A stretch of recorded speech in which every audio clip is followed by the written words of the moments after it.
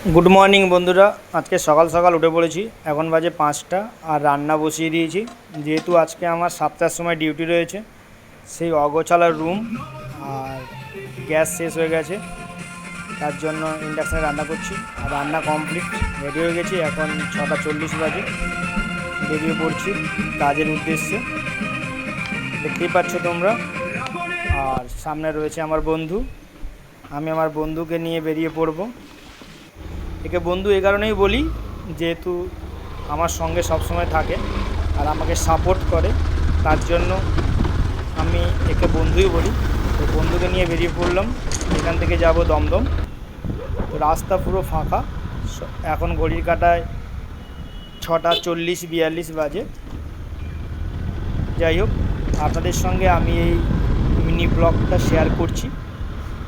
অনেক দিন ভিডিও দেইনি, আজকে ভিডিও দিচ্ছি। গতকালও একটা ভিডিও দিয়েছিলাম। আর এটা হচ্ছে আমাদের যশোর রোড। যশোর রোডে আমাকে উঠতে হবে, তারপরে আমি নাগের বাজার হয়ে দমদম যাব। আজকে অফিস আসার সময় একটা ঘটনাও ঘটেছে, সেটাও আপনাদের সঙ্গে শেয়ার করব। এই যশোর রোডের ওপরে আসতে গিয়ে দেখতেই পারবেন, এটা 3 নম্বর এয়ারপোর্টের 3 নম্বর গেট, যেটা ফ্লাইওভারটা, যেটা আমাদের বারাসাত থেকে যাওয়ার সময় দক্ষিণেশ্বর বালি যাওয়ার সময় যে রাস্তাটা। তো ওইটা ক্রস করার পরে 2 নম্বর ঢোকার যে রাস্তাটা, তার একটু আগেই দেখি একজন দাদা বাইক ঠেলে নিয়ে যাচ্ছিল। এই যে দাদা বাইক ঠেলে নিয়ে যাচ্ছে।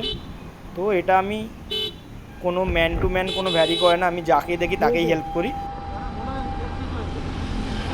উঠে পড়ুন, উঠে পড়ুন। দাদার বাইকের তেল শেষ হয়ে গেছে বলছে, তো তাই দাদাকে পেট্রোল পাম্প পর্যন্ত আমি হেল্প করব। আমাদের সামনে পেট্রোল পাম্প রয়েছে, এয়ারপোর্ট 1 নম্বর গেট। তো আমি দাদাকে সেই পর্যন্ত হেল্প করব। আমার অফিস যেতে হয়তো টাইমের মধ্যেই বেরিয়েছি, কিন্তু এই মানুষটার অনেকটা উপকার হয়ে যাবে বলে, তার জন্য দাদাটাকে হেল্প করা। আর সত্যি কথা বলতে, বাইক ঠেলে নিয়ে যাওয়া অনেকটা কঠিন কাজ। যারা নিয়ে যায় তারাই জানে, মানুষের বিপদ কখন আসে বলা যায় না, প্রবলেম তো হতেই পারে। যাই হোক, পরের ভিডিওটা কোনো কারণে ডিলিট হয়ে গেছে, তাই পেট্রোল পাম্প পর্যন্ত ভিডিওটা দিতে পারলাম না। এখানেই সমাপ্ত করলাম। সবাই ভালো থাকবেন, সুস্থ থাকবেন, সাপোর্ট করবেন।